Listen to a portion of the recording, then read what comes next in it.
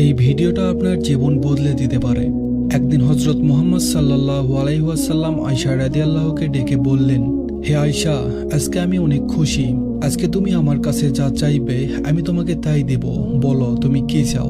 এই কথাটা শুনে হযরত আয়েশা রাদিয়াল্লাহু চিন্তায় পড়ে গেলেন। আল্লাহর রাসূল সাল্লাল্লাহু আলাইহি ওয়াসাল্লাম তাকে কিছু একটা চাইতে বলেছেন। যেমন তেমন কিছু চেয়ে তো এই সুযোগ হেলায় নষ্ট করা যায় না। আর যা মন চায় তা তো চাইতে পারেন না। যদি কোনো ভুল কিছু চেয়ে বসেন, যদি নবীজি কষ্ট পেয়ে যান, এমন অনেক প্রশ্নই তার মনে উদয় হলো। এমত অবস্থায় আয়েশা রাদিয়াল্লাহু নবী করিম সাল্লাল্লাহু আলাইহি ওয়াসাল্লামকে বললেন, আমি কি কারো কাছ থেকে একটু পরামর্শ নিতে পারি?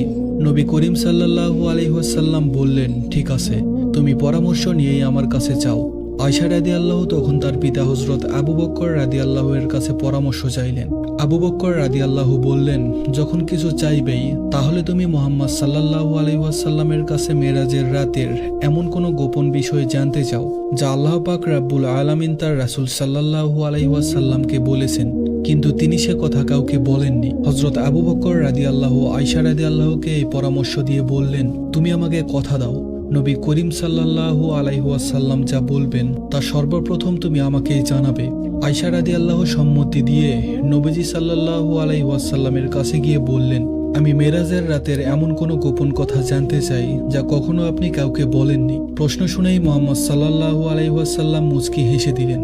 একটু রসিকতা করে বললেন, গোপন কথা বলে দিলে আর গোপন থাকে কি করে? আর বললেন, এই কথা জিজ্ঞেস করার পরামর্শ তোমাকে কে দিয়েছে? নিশ্চয় আবু বকর, কেননা একমাত্র আবু বকরই পারেন এমন বিচক্ষণ প্রশ্ন করতে।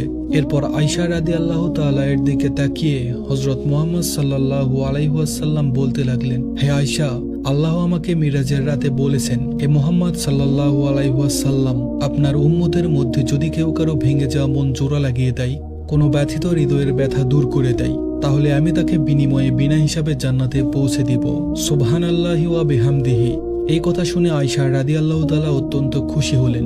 ছুটে গেলেন তার বাবার কাছে।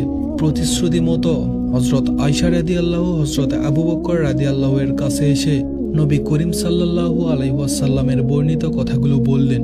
কিন্তু তা শুনে আবু বকর রাদিয়াল্লাহু কাঁদতে শুরু করলেন।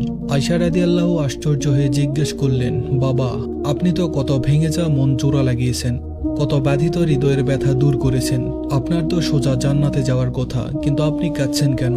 আবু বকর রাদিয়াল্লাহু বললেন, আয়েশা, কারো ভাঙা মন জোড়া লাগালে যেমন আল্লাহ সোজা জান্নাতে দিবেন, কারো মন ভাঙলে আল্লাহ যদি সোজা জাহান্নামে দিয়ে দেন। আমি না জানি নিজের অজান্তে কতজনের মন ভেঙেছি, কতজনকে কষ্ট দিয়েছি। এর জন্য যদি আল্লাহ আমাকে জাহান্নামে দিয়ে দেন তখন আমার কি হবে?